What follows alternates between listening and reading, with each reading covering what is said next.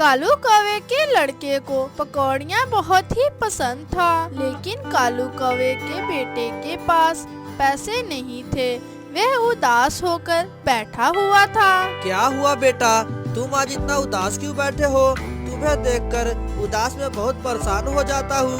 बंकू बेटा बताओ, तुम क्यों उदास बैठे हो? पापा आपको तो पता ही है मेरे को पकौड़ियाँ कितनी ज्यादा पसंद है। मेरे सभी दोस्त हमेशा जाते हैं पकौड़ियाँ खाने और मैं नहीं जा पाता हूँ। उनके पास तो पैसे होते हैं, 5-5 के एक पकौड़ियाँ मिलती हैं। मेरे पास तो पैसे ही नहीं होते हैं। मैंने सोच लिया है चाहे कुछ भी हो जाए, अब मैं कल के कल ही पकौड़ियाँ खाकर ही रहूँगा।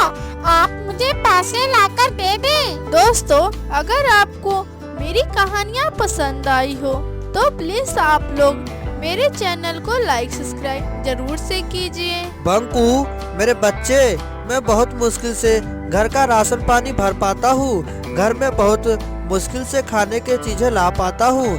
दूसरे के घर में अब काम करने से कोई भी इतना पैसा नहीं देता है। तुम बस मुझ पर भरोसा रखो, मैं तुम्हें एक ना एक दिन तुम्हारे मनपसंद के पकौड़ियाँ जरूर खिलाऊंगा। नहीं पापा नहीं, इस बार नहीं, चाहे कुछ भी हो जाए। अगर आप मेरे लिए पकौड़ियाँ लेकर नहीं आओगे तो आप मुझसे बात मत करना। चाहे कुछ भी हो जाए, इस बार मैं तो पकौड़ियाँ खाकर ही रहूँगा। बंकू को इस तरह से जिद करते हुए देखकर कालू कौवा शांत हो जाता है।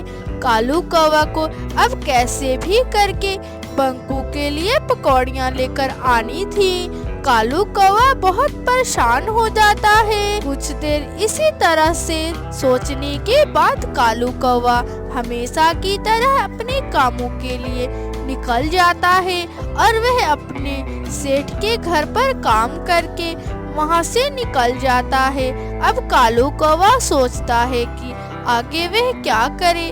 तभी उसे एक आइडिया नजर आता है और वह चला जाता है जंगलों में।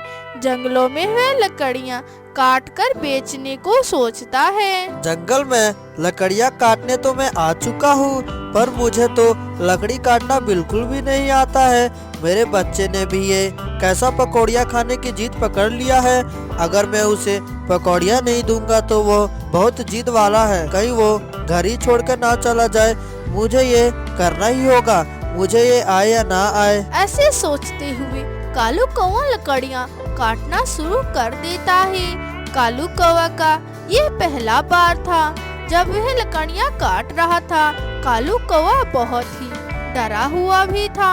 कालू कौवा लकड़ियाँ काटते वक्त बहुत घबरा रहा था, जिसकी वजह से कालू कौवा लकड़ियाँ नहीं काट पाता है और वह लकड़ियाँ काटते वक्त ही एक लकड़ी का टुकड़ा कालू कौवा के ऊपर गिर जाता है और कालू कौवा की उसी वक्त मौत हो जाती है। दिन ढलने जाता है, रात का वक्त भी हो चुका था।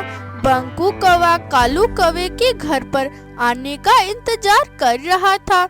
बहुत समय तक जब कालू कौवा घर वापस नहीं आता है तो बंकू कौवा बहुत घबरा जाता है और रात के वक्त निकल जाता है।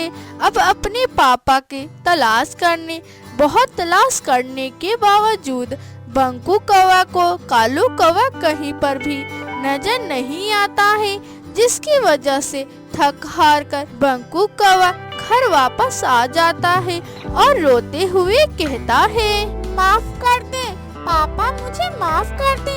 आप जल्दी से बस घर वापस आ जाए। मैं आपके बिना नहीं रह सकता हूँ।